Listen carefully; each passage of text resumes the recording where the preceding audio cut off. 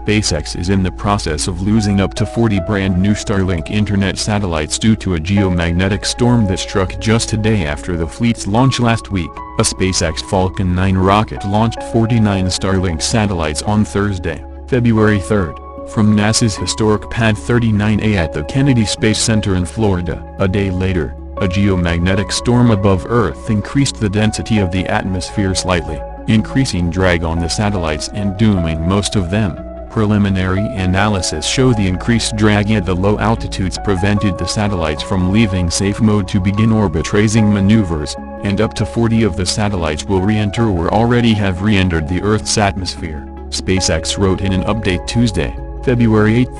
Geomagnetic storms occur when intense solar wind near Earth spawns shifting currents and plasmas in Earth's magnetosphere, according to the Space Weather Prediction Center, which is operated by the U.S. National Oceanic and Atmospheric Administration. This interaction can warm Earth's upper atmosphere and increase atmospheric density high enough above the planet to affect satellites in low orbits like SpaceX's new Starlink craft. Friday's geomagnetic storm came on the heels of a sun eruption on January 30 that sent a wave of charged particles toward Earth that was expected to arrive on February 2.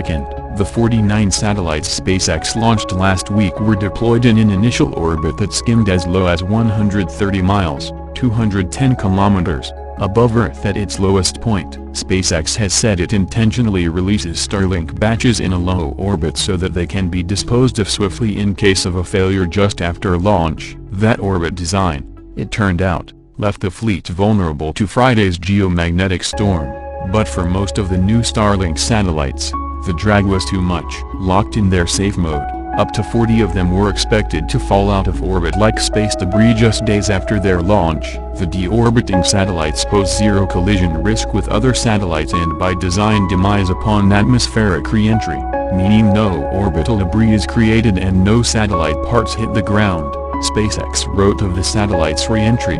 This unique situation demonstrates the great lengths the Starlink team has gone to ensure the system is on the leading edge of on-orbit debris mitigation. SpaceX's Starlink launch last week, called the Starlink 47 mission, was the company's third Starlink flight of 2022.